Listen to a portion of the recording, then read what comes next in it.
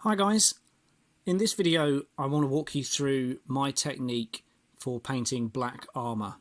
Now this was shown to me back when I worked at Games Workshop during the Black Templar release, which I think was 2006-2007 maybe. So I thought it was only fitting that I actually used a Black Templar model to show you this particular method. For this technique you will need a pot of black ink. Now I'm fortunate enough to have one left over I found at the back of the shed. For those of you that don't have access to black ink, I'll leave a link in the description to the company that used to make these pots for Games Workshop, so you can still get hold of it. It will just be in a slightly different pot now. For those of you not familiar with Games Workshop's ink range, they are very, very heavy washes. I would imagine they're actually quite close to blotting ink, hence the name. So you won't need a huge amount of it, and if you do unfortunately spill the pot, it gets everywhere, so be careful with them. So far, all I've done on top of a black undercoat is paint all the armour using shadow grey. Now again, this is the company that still makes the black ink, so Cote d'Arms, and their shadow grey, if the artificial light doesn't pick up on it, it's a bluey grey, really. I'm not entirely sure the modern equivalent in the Citadel range at the moment, but really it doesn't particularly matter.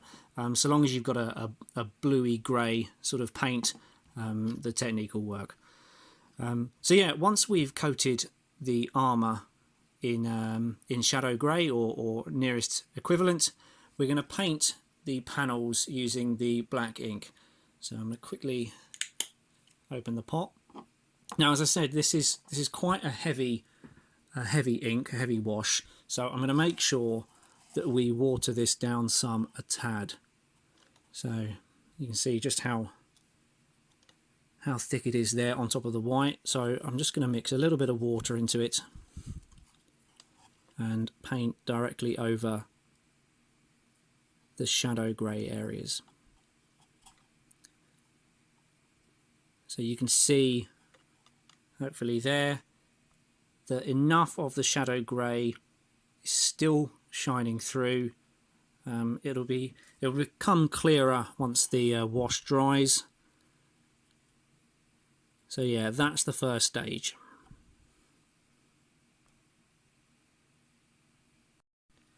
So once your black ink has dried, and we can move on to the next stage.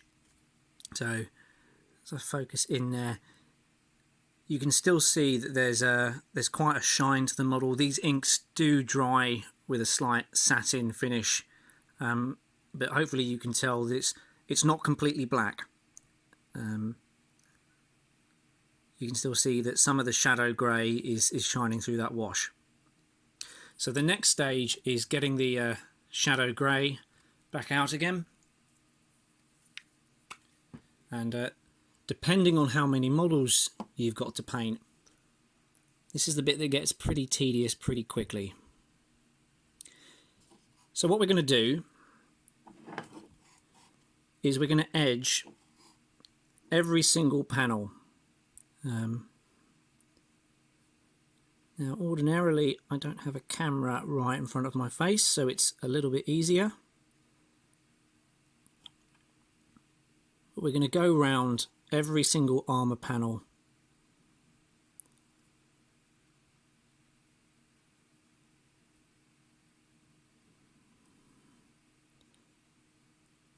Now this technique is still pretty forgiving, so if you make a mistake, don't worry about it too much. If you feel that the line is a little bit too thick, again, don't worry too much.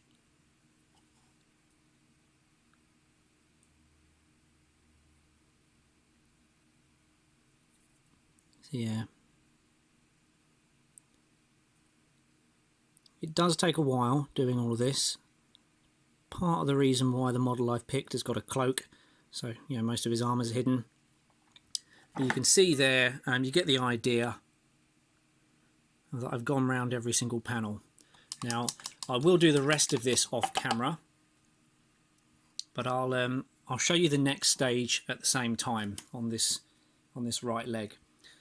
So you're going to need a white as your next layer. And what we're going to do here is we're going to pick out the very edges. So not the whole line, but we're just going to pick out the very corners. Right at the bottom here, this is a good place for it. The extreme edges where it would be the furthest points of the armour. So I would make sure that fingers are definitely edged with white, maybe a little bit more at the top here. Around the mouth guard I would do white, and above the eyebrows I'll go through and do the rest of this off camera.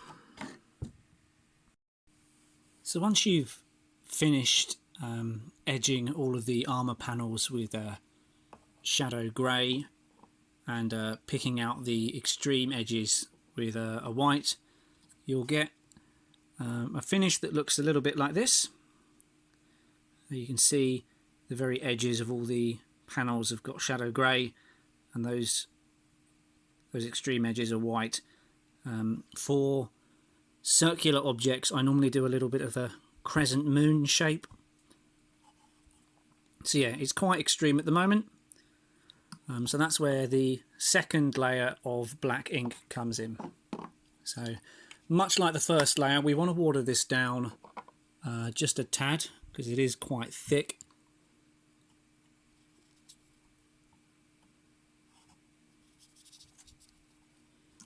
But it's simple enough that we just paint straight over everything we've just been doing.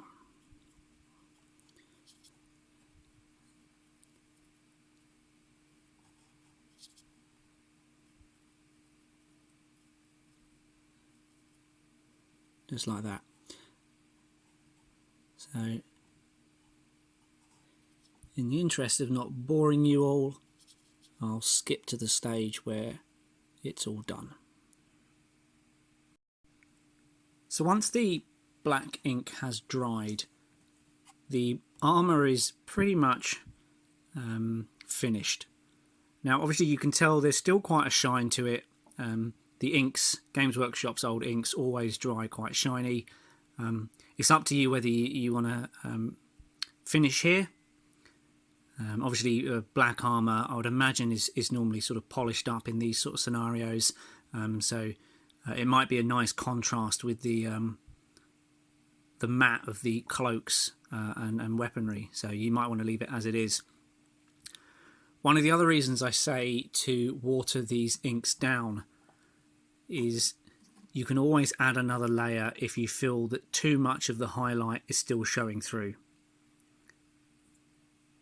So you can do a couple of layers until you're happy with it.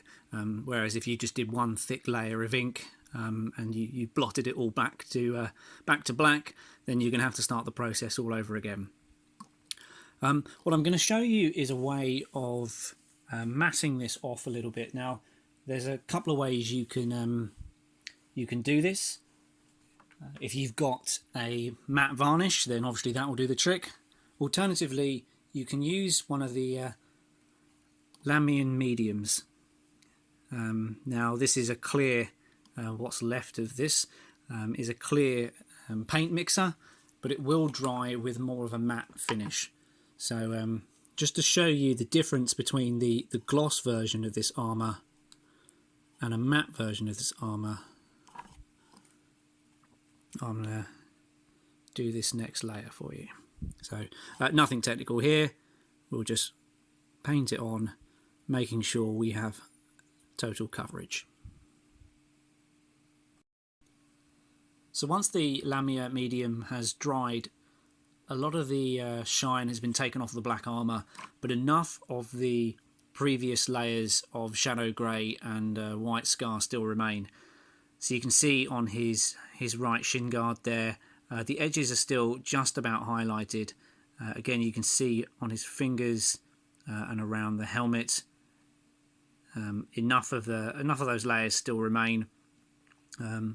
Up to you how far you go with this. Again, a matte varnish will almost completely take it down, or as I said, you can leave it with just the black ink stage and have quite a polished black Templar.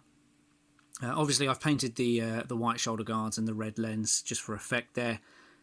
If I ever get round to finishing this model, the cloak in the middle will break up the black armour quite nicely, and it'll probably end up looking 10 times better. So yeah, that's my black armour technique. I hope you guys have enjoyed it. Again, I'll leave a link in the description to where you can find some black ink if you want to give this technique a go. But until next time, guys, take it easy.